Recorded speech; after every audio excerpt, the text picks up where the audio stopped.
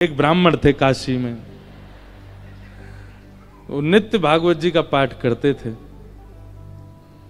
उनका और कोई काम नहीं, बस गंगा तट पर बैठ करके भागवत जी का पाठ करना।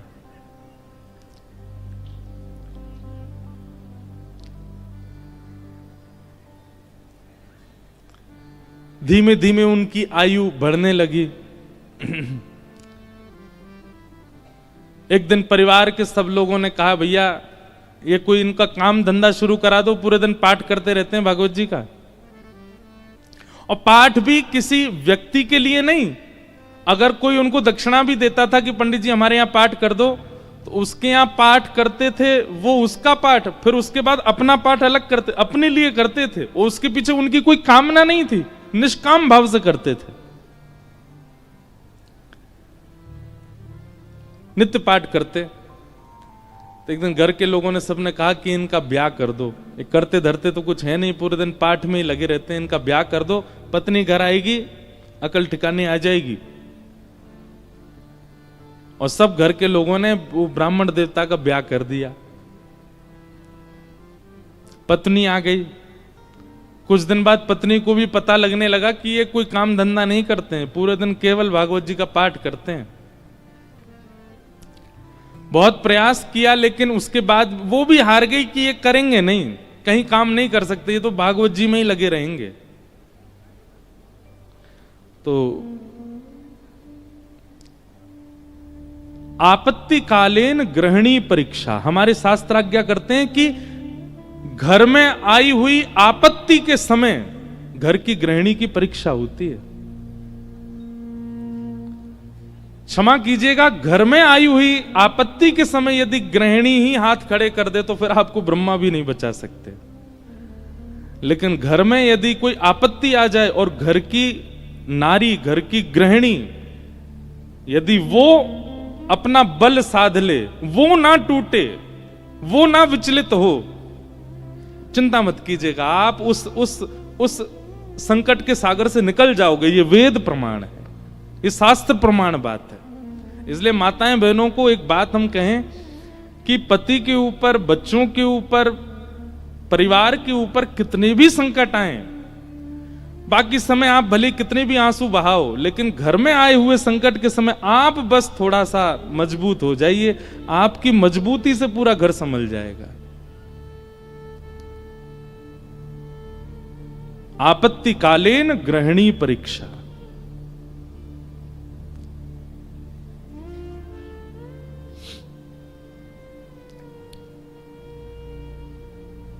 पत्नी ने सोचा कि ये तो कुछ करते नहीं है, आगे हमारा वंश बढ़ेगा, बच्चे होंगे, कैसे चलेगा परिवार। तो फिर उनकी ब्राह्मण देवता की पत्नी ने आज्ञा ली, बोले आपकी आज्ञा हो तो मैं कुछ करूं कार्य, देवी तुमको जैसा अच्छा लगे। भोजन बनाना बहुत अच्छा जानती थी, 3-4 घरों में उन्होंने काम ले लिया और वो जाती भोजन बनाती और उससे जो वेतन मिलता उसी से घर चलता था ब्राह्मण का। ब्राह्मण और प्रसन्न हो गए, बोले और बढ़िया, वो और कुछ नहीं करना पड़ेगा, भागवत जी में लगे रहो, पाठ करते रहो। अब इसमें कई लोग ब्राह्मण को कहीं आलसी मत समझिएगा, ये बहुत बहुत बड़ी बात हम आपको बताएंगे, वो अंत में उसका निचोड़ निकल के आएगा। 2-3 बालक भी उनके हो गए, चल रहा था घर। एक बार की बात, कुछ संतों का काशी में आगमन हुआ, संत आती रहते हैं काशी में, पर असमय में आना हुआ, बिना समय के संतों का आना हुआ। और उन्होंने किसी से पूछा, बोले भैया हम 5-10 मूर्ति हैं, कहीं प्रसाद पाने के इच्छुक हैं, कोई वैष्णव परिवार हो तो हमको बताओ। तो एक राह चलते व्यक्ति ने उन्हीं ब्राह्मण का घर बता दिया, बोले यहां चले जाइए, यहां बहुत एक सेवानिष्ठ और बड़े शास्त्रों का अध्ययन करने वाले ब्राह्मण रहते हैं, इनके पास चले जाइए, आप ये प्रसाद पवा देंगे। संतों ने घर में प्रवेश किया। ब्राह्मण देवता तो अपने पाठ में लगे थे, भागवत जी का ही पाठ कर रहे थे। और उनकी पत्नी बच्चों को, पति को स्वयं प्रसाद आदि पा करके सारे बर्तन मांज करके उसने रखे ही थे। उसी समय संतों का आना हुआ और संतों ने आगे कहा, आओ बिटिया, हम 10 मूर्ति हैं, हम लोग अयोध्या से प्रयागराज जा रहे हैं, काशी बीच में पड़ा, किसी ने बताया आपका घर वैष्णव का है, बड़ी जोर की भूख लगी, ठाकुर जी को प्रसाद पवाओ और प्रसाद पवा के हम लोगों को प्रसाद बांट दो। ब्राह्मणी बेचारी बड़ी प्रसन्न हो गई कि मेरे घर आज संत पधारे हैं प्रसाद पाने। तुरंत उसने जाकर के रसोई घर में सामग्रियां देखी। सामग्री इतनी थी नहीं कि उन सबको पवाया जा सके। दौड़ी दौड़ी अपने कक्ष में गई, जाकर के अपने जो उसका धन वो कमाती थी उसको जाकर के देखा कि जाऊं लेकर के आऊं, तो वह भी इतना नहीं था कि उन 10 महापुरुषों की सेवा हो सके। और ब्राह्मण का एक स्वभाव है कि और अगर ये स्वभाव किसी ब्राह्मण में नहीं है तो वो ध्यान से सुने, ये ब्राह्मण का स्वभाव होना चाहिए। ब्राह्मण दान मिले तो लेने का अधिकारी होता है, पर मांगने का अधिकारी नहीं है। मांगे ना, ब्राह्मण का स्वाभिमान है, वो मांगता नहीं है और मांगना चाहिए भी नहीं। अब वो कभी रसोई में जाए, कभी कक्ष में जाए, कभी एकांत में बैठ के सोचे मैं क्या करूं, संत पधारे हैं घर पर, कैसे प्रसाद पवाऊं, क्या व्यवस्था करूं, कुछ लाऊं, कभी ऊपर कुछ ढूंढे, कुछ मिल जाए, कुछ भुजिया मिले, नमकीन मिले, कुछ तो मिले, कुछ तो दूं, पर कोई व्यवस्था नहीं बन पाई। बार बार उसको यहां से वहां घूमते देख संत समझ गए कि हम गलत समय पे आ गए हैं। मुखमंडल बता देता है कई बार,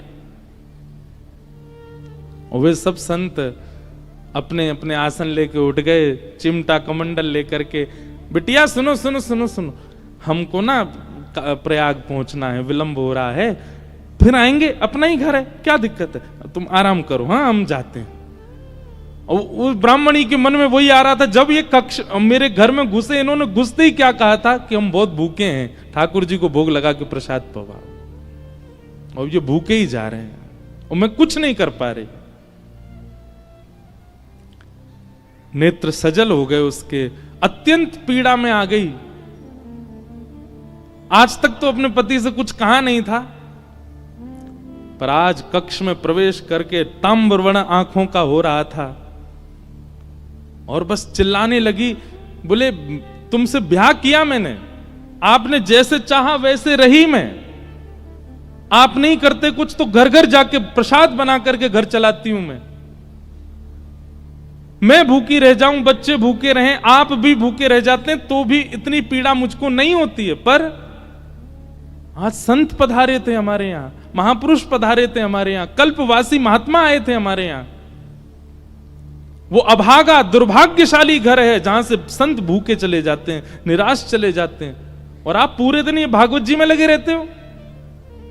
अगर ये भागवत कृष्ण हैं, अगर ये भागवत नारायण हैं, अगर ये भागवत साक्षात भगवान हैं, तो इन भागवत जी से कम इतनी उम्मीद तो हम रख सकते थे कि हमारे घर से संत भूखे नहीं जाते। क्या दिया भागवत जी ने हमें?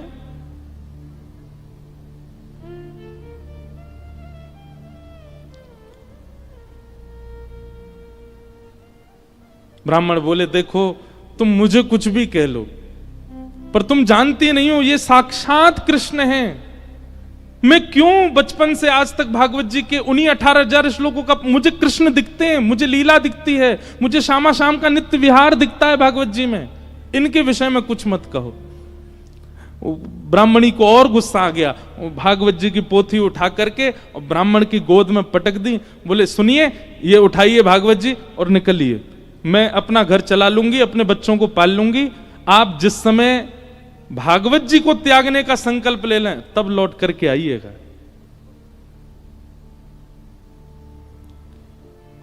ब्राह्मण के नेत्र सजल हो गए, हृदय से लगा लिया भागवत जी को, निकल पड़े, घर से निकल गए और गंगा जी के तट पर जाकर के खूब रोए, खूब रुदन किया।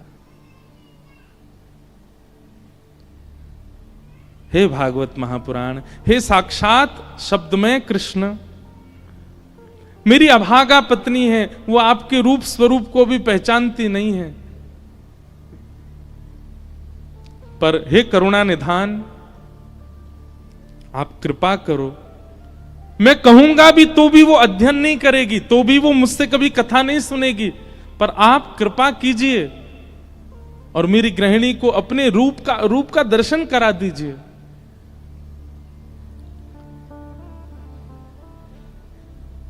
प्रबल प्रेम के पाले पड़कर हरि को नियम बदलते देखा, अपना मान टले टल जाए, पर भक्त का मान न टलते देखा। हमारे ब्रज के श्री बिंदु जी महाराज, उनका ये भाव है। प्रबल प्रेम के पाले पड़कर हरि को नियम बदलते देखा, अपना मान टले टल जाए, पर भक्त का मान न टलते देखा। इतने में ही नन्हे से कन्हैया, ऊंची धोती पहनी, घुटने घुटने तक, नीचे के पांव ठाकुर जी के दिखाई दे रहे हैं। उनमें सुंदर सुंदर कड़ूला पहने, कड़ूलान में भी छोटे छोटे घुंघरू लगे हैं। कमर में करधनी पहनी है, करधनी में भी छोटी छोटी घंटी लगी है। गले में सुंदर दो हार पहने हैं, हाथों में बाजूबंद, ऐसे हाथों में कड़ूला, और सिर पर एक स्वाफा बांध करके सांवरे सलोने कमल नेत्र ठाकुर जी प्रकट हो गए काशी में। लेकिन ब्राह्मण को नहीं दिखे अभी, बस कहीं हो गए प्रकट। और प्रकट होकर के एक डलिया उठा करके सिर पर रखी, और महाराज जैसे कोई बालक कुछ बेचने के लिए जा रहा हो, ऐसे ठाकुर जी उस डलिया को लेकर के ब्राह्मण के घर जा रहे हैं। ब्राह्मण के घर पहुंच गए। ब्राह्मण गंगा किनारे अभी रो रहा है, और उसके घर पहुंच करके बाहर से उसके गेट को खटखटाने लगे। ब्राह्मणी निकल करके बाहर आई, जैसे ही दरवाजा खोला, सांवरे सलोने नंद नंदन। अब वो क्या जाने की है नंद नंदन, बस उसको तो ये दिख रहा था कोई किसी मैया का सुंदर सा बालक है, श्रृंगार करके डोल रहा गली में। जैसे ही द्वार खोला, द्वार खोल करके बोली, अरे बालक तुम कौन हो, कहां से आए हो, माताजी कहां है तुम्हारी, पिताजी कहां, अकेले कहां घूम रहे हो, और ये इतनी भारी डलिया लेकर के कहां जा रहे हो। डलिया के ऊपर वस्त्र पड़ा था। तो ठाकुर जी एक हाथ से डलिया पकड़े, दूसरे हाथ से इशारा करके बोले, मानो इशारा कर रहे हैं हम गूंगे हैं, बोलना नहीं जानते। अच्छा गूंगे हो। ठाकुर जी बोले तो बोले फिर यहां क्यों आए हो। तो ठाकुर जी ने उसको इशारा किया, कुछ लिखने को दो, हम बताएं कौन है, कैसे आए। डलिया उठा करके ब्राह्मण देवता के घर के भीतर रखी, और पर्चा लेकर के उस पर सुंदर लेखनी लिख करके और मोड़ करके ब्राह्मणी को दे करके, और तुरंत ठाकुर जी पीछे मुड़े चले गए। ब्राह्मणी पत्र पढ़ने लगी, इतने तो ठाकुर जी वहां से अंतर ध्यान चले गए। अब ब्राह्मणी देखती रही, दूर दूर तक ठाकुर जी दिखे नहीं। क्या लिखा था उस पत्र में। ठाकुर जी बोले, हमें छोटा बालक मत समझो, हमारी कद को देख करके बस ये जान लो हम बौने हैं। हमारी जो कद है वो इससे बड़ी नहीं है, ऊपर नहीं तो हमारी उम्र बहुत है, और हम बहुत बहुत धनवान परिवार से आते हैं। बहुत वर्षों से तुम्हारे पतिदेव हमारे कुल के लिए पाठ कर रहे हैं भागवत जी का, पर आज तक उन्होंने वेतन नहीं लिया अपना, आज तक एक रुपया भी हमसे मांगा नहीं। पर मुझे आज पता चला कि उनके परिवार को बहुत आवश्यकता है, इसलिए संपूर्ण जीवन काल में उनका जितना भी वेतन होता था वो हम देने के लिए आए हैं। वो जैसे ही घर आए उनको दे दीजिएगा। और ऐसा कह के ठाकुर जी चले गए। अब जैसे ही वो डलिया के ऊपर से वस्त्र हटा करके देखा विविध प्रकार की मणियां, रत्न, सोने, जवाहरात, हीरे आदि सबसे लबालब भरी हुई वो डलिया। ब्राह्मणी मनी मन सोचने लगी, मैंने भी बेवजह डांटा, बिन बताए पाठ कर रहे थे यहां पर, और मुझे लगता तो था कि ये पाठ करते हैं, इसके पीछे कोई कारण नहीं, कुछ मिलता नहीं इनको, कुछ फिर भी लगे रहते हैं, पर ये तो बड़े गोपनीय हैं, मुझे बिन बताए किसी परिवार के लिए कर रहे थे। अपने बेटा को बुलाया, बोले सुनो पिताजी को खोजो, कहां हैं, ढूंढ के लाओ उनको। पिताजी बैठे थे गंगा किनारे, बच्चे ने जाकर, पिताजी जल्दी चलो मैया बुला रही घर पे। शाम हो गई, लौट करके ब्राह्मण आए, बड़े उदास हताश हृदय से भागवत जी लगी हैं। जैसे ही घर आए, आज घर का स्वरूप ही बदल रहा था, बढ़िया सुंदर दिए जल रहे हैं बाहर। द्वार खोल करके देखा तो पत्नी का भी स्वरूप बदल गया है, बालक भी बिल्कुल नए नवीन कपड़े पहन करके विचरण कर रहे हैं।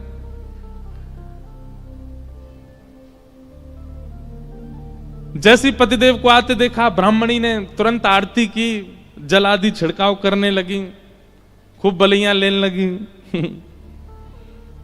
पतिदेव बोले, ब्याह के बाद पहली बार इतना हमारा पूजन हुआ है, ऐसा क्या हो गया जो इतना पूज रही हैं हमको? देवी, ये घर की रौनक हमको डांटने से, फटकारने से घर की रौनक बढ़ गई तुम्हारी?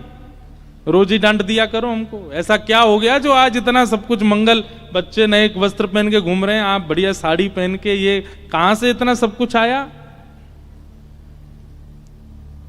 हाथ पकड़ के बोली, आज तुम्हारी चोरी पकड़ी गई है ना, वहीं से मिला है ये सब कुछ। ब्राह्मण देवता बोले, मेरी कौन सी चोरी? बोले चलो दिखाती हूं। भीतर जाके कक्ष में बिस्तर पर ही सब रत्न पड़े थे। ब्राह्मण बोले, देवी ये कहां से आया इतना सब कुछ?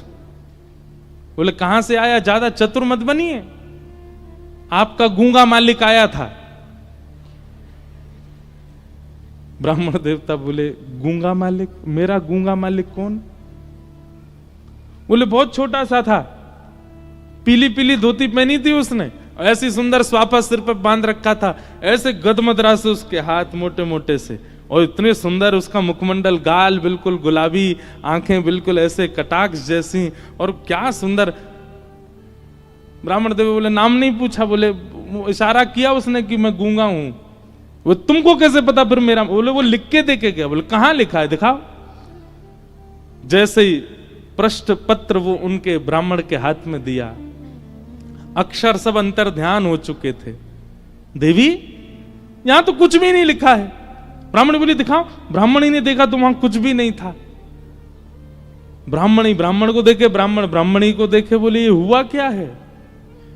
ब्राह्मण ने कहा, सही से बताओ रूप कैसा था? बोले श्याम वर्ण था, कमल नेत्र थे, अधर बड़े मधुर थे, हस्तकमल और सर्वांगीण अंग ऐसा था कि मैं अभी तक भी उस छवि को भूल नहीं पा रही हूं। एक अद्भुत सी सुगंधी आ रही थी जब वे आए थे घर पर, और बहुत देर तक तो मैं उनके रूप का ही चिंतन करती रही। ब्राह्मण देव ज्यों ज्यों रूप का वर्णन सुने, त्यों त्यों नेत्रों से आंसू गिरते जाएं। तुरंत भागवत जी को खोला और खोल करके दसम स्कंद के वेणु गीत के श्लोक को उद्धृत करना प्रारंभ किया, और पत्नी से कहा, मैं एक श्लोक में श्लोक की व्याख्या करूंगा, बताना ऐसा ही रूप था क्या? कि वरहा पीड़म नटवर वपु कर्णयो कर्णकारम विभ्रदवासः कनक कपिसं वैजयन्तीं च मालां रन्ध्रान् वेणुअधर सुधया पूरयन् गोपवृन्दै वृन्दारण्यं स्वपदरमणं प्राविशद गीत कीर्ति। उन्होंने एक ही कान में कुंडल पहना था, एक ही कान में कन्नेर का पुष्प लगा था। ब्राह्मणी बोली, हां हां, एक कान में कन्नेर का पुष्प था, गले में 2 स्वर्ण की माल और उसके साथ एक वैजंती माला थी। ब्राह्मणी बोली, हां उनके गले में वैजंती माला भी थी। पीतांबरी ऐसी चमक रही थी मानो सूर्य को भी लज्जा हो जाए। बोले हाँ, ऐसी ही उनकी पीतांबरी थी। नेत्र बंद हो रहे हैं और खुल रहे हैं। ये बंद होना खुलना, इसमें ऐसा लगता था कि मानो जैसे हम कहीं खो जाएंगे, हम कहीं डूब जाएंगे इनके रूप माधुरी में। बोले हाँ, ऐसा ही रूप था। ब्राह्मण तुरंत चरणों में गिर गए। देवी वो कोई और नहीं, साक्षात योगेश्वर कृष्ण आए थे, साक्षात वृंदावन चंद श्री ठाकुर जी आए थे। और वे तुमसे कह के गए कि मैंने बाल्यकाल से उनके घर के लिए पाठ किया। वो इसलिए कह के गए क्योंकि मैंने पाठ निष्काम भाव से किया, आज तक किसी कामना से नहीं किया। और निष्काम पाठ, निष्काम सेवा ठाकुर जी की लगती है, वो ठाकुर जी की ही हो जाती है। मेरे जीवन भर का पाठ का जो भी मूल्य होना चाहिए था, वो मूल्य देने के लिए ठाकुर जी आए थे। जगत मजूरी देत है, क्यों राखे भगवान। ठाकुर जी भी मजदूरी देते हैं सबकी, जो जैसी सेवा करता वैसी मजदूरी मिलती है उसको।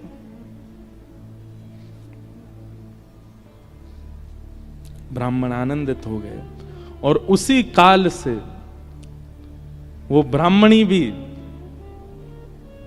जीवन यापन के लिए कार्य तो करती, पर भागवत जी की साधिका हो गई और नित्य भागवत जी का पाठ करने लगी। भागवत कोई ग्रंथ नहीं है, कोई किताब नहीं है, कोई पोथी नहीं है। और एक बात कह दूं तो कोई अतिशयोक्ति नहीं, पुराण से ऊंचा हमें शब्द मिला नहीं, इसलिए हम पुराण कहते हैं। श्रीमद् भागवत सचल श्री कृष्ण है, साक्षात कृष्ण है। आपको शायद राधा रमण जी के मंदिर में श्री कृष्ण की प्रतिमूर्ति, श्री कृष्ण का भाव का अनुभव ना हो, पर कथा में हो जाएगा। आपको शायद कभी वृंदावन में वो अनुभव ना हो जो कथा में हो जाएगा। क्यों? कथा में सचल शब्द के रूप में श्री कृष्ण विचरण करते हैं। ऐसी भागवत जी को हम बारंबार प्रणाम करते हैं, वंदन करते हैं। बोलो भागवत महापुराण की। ऐसी भागवत जी। इसलिए एक एक शब्द, एक एक भाव बहुत ध्यानपूर्वक सुनना है कथा का, क्योंकि श्री कृष्ण है।